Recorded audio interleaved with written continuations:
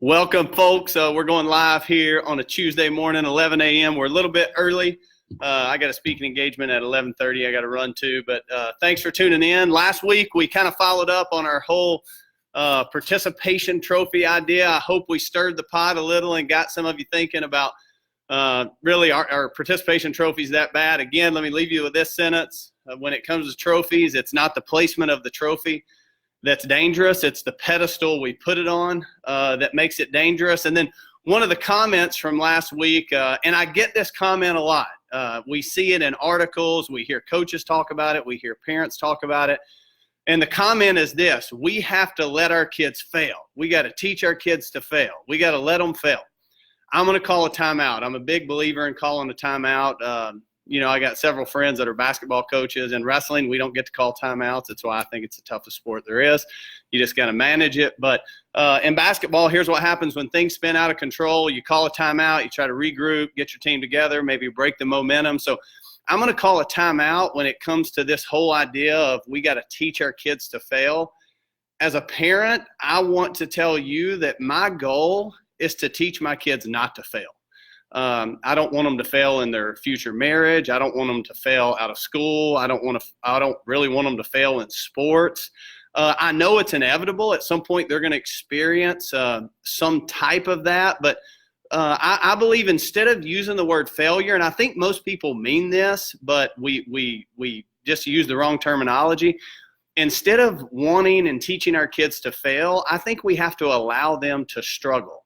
I truly believe that struggle is the ingredient for failure prevention. And the difference in failure and struggle is simply this. It's what we put at the end of that sentence. So if there's a period at the end of the setback and we never choose to do it again, well, then we may call that failure.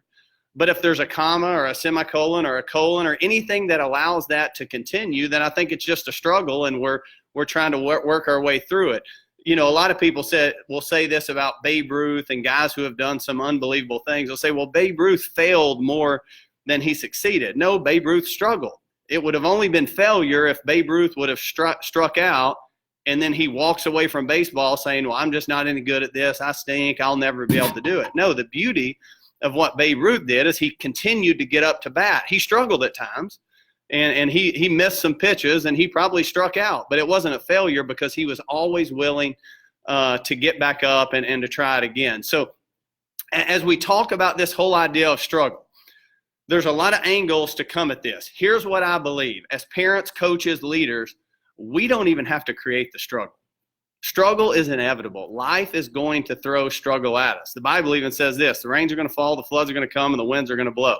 It's not they might come, they're going to come. Now, is it going to be an F5 or an F1? I don't know, but I'd probably prepare for the worst and be ready to get through that. But when it comes to struggle, I believe there's two different types of struggle. There's chosen struggle. I like to call that pain with a purpose. That's what we do as athletes. We put our body through this intense training because it produces something. All right. Even in academics, there's pain with a purpose. My brother's a doctor, and he spent a lot of time studying, and he made big sacrifices because he knew that struggle would pay off. That's what I like to refer to as chosen struggle.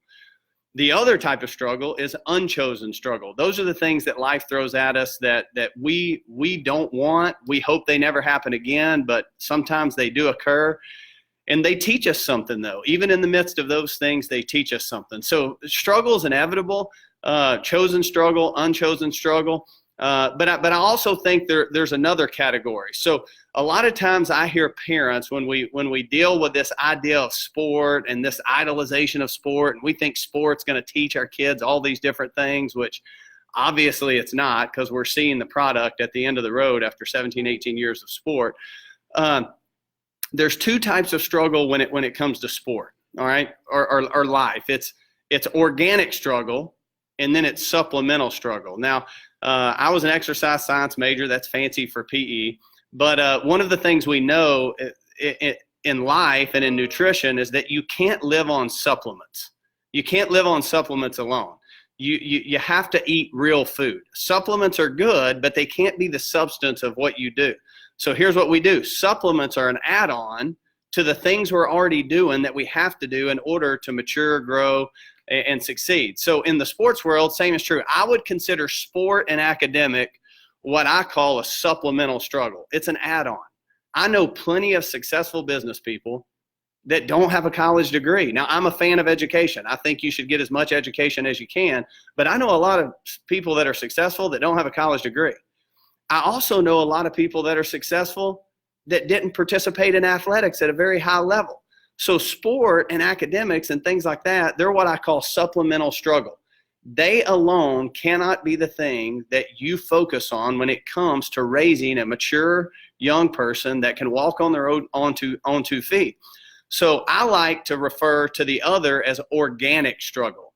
And organic struggle centers around two things. And I would say this, parents out there, if you want your child to be successful, we use this quote a lot. Today, we're seeing athletes with gifts and skills that get them to a room that their character won't allow them to stay. If we as parents want to give our kids the character that whatever room they choose to go to, they would have the character to stay, I believe this struggle, this organic struggle, is the thing you have to focus on and allow them to walk through. Organic struggle centers around two things: relationships and responsibility. So relationships deal with human-to-human interaction. It's why I believe when we've organized sports so young, so early, so often, what we've done is we've removed our children having relationship. Here's what used to happen. You went out in the backyard, you got in arguments, you picked teams, you figured it out, everyone played every position, you got yelled at when you threw an interception, all these different things. But here's what was happening in the life of those young kids. They were working out relational issues. And as you work out relational issues, here's what you do. You learn and you mature in that area. What we've done today is we oversee them so much and so often and so early that they don't have a chance to grow in those relational issues. Even in school. I mean, I see parents all the time. They're going in and they're arguing for their second grader because their second grader got a B. Newsflash, mom, take a Xanax. It's okay. No one looks at your second grade transcript. Let the kids struggle through that. And here's what happens. As we struggle in those relational things, our margin and our resiliency will grow in those issues. So the first area of struggle that we cannot bail our kids out on, we have to let them walk through it. And the earlier you let them walk through it, the better. Because here's what we know. A 7-year-old struggle has a 7-year-old consequence. A 20-year-old struggle has a 20-year-old consequence. A 40-year-old struggle has a 40-year-old consequence. So what we want to do is we want to let them struggle early, even though it's so hard, because my son Carson, little Carson, he turned 7 today, so cute. I don't want to watch him suffer. But if I let him suffer a little bit now, he'll learn how to endure later. So the first area of organic struggle, relationships. We have to let them struggle in their relationships early because the consequence matches the age. Here's the second area. Responsibility. It's responsibility.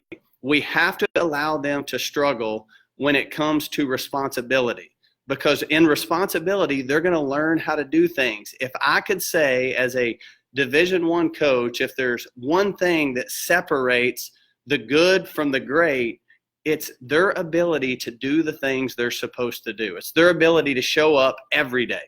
It's their ability to take care of the things that they're supposed to take care of. It's their ability to go to class when they're supposed to go to class. You would be amazed how many college athletes expect a coach to walk them to class and check on them to class. Listen, folks, if you're 20 years old and you have to have someone walking you to class and checking on you in class, then we've missed the boat. You may be a phenomenal athlete, but I'm telling you, life's about to punch you in the mouth and you're going to be in trouble. So we have to let our kids struggle in that area of responsibility and give them things to do and have certain expectations for them. Because if they know how to do this, if they know how to manage relationships and struggle through that, human-to-human interaction, they actually know how to speak to an adult and deal with an adult. They know how to speak to their peers and work things out with their peers without mom and dad getting involved. We catapult their chances of success. And if they know how to manage responsibility and do the things they're supposed to do and take initiative and be intentional about things, then we catapult their opportunity for success. So parents out there, I know it's hard. I do not like watching my children struggle. But I promise you this, I would rather watch them struggle early when the consequence matches the age than delay it and watch them struggle late when the consequence is really, really big. So let them struggle early. Focus on two things. As you parent on this journey, even this athletic journey, listen, athletics isn't going to fix those things. It's an add-on. It's a supplement. Academics isn't going to fix those things. It's an add-on. It's a supplement. If we allow them to struggle in the areas of relationship and responsibility, and we increase their margin, and we increase their resiliency tank, and they learn how to persevere in those two areas, here's what I believe. Whatever room their gifts and skills will get them to, we will have helped create the character for them to stay in that room. So coaches, just a final reminder. Hey, coach them hard, but love them harder. Parents, just a reminder. Don't try to be their agent. Be their parent, and every time they get in that car, man, make sure you tell them how much you love to watch them play. One more reminder, we have a parent meeting coming up Monday, November 5th. That's at Silverdale Creekside. That'll start at 6:30. We'll start serving dinner at 6, and then the event will start at 6:30. You can go to chattanooga.fca.org to sign up for that and to get your tickets, or you can DM myself or Chad Pike, and we'll get you some info on that event. But thanks so much for tuning in each and every week. We hope to see you on Monday, November 5th at our first annual parent seminar held right here in Chattanooga, Tennessee. Have a great day.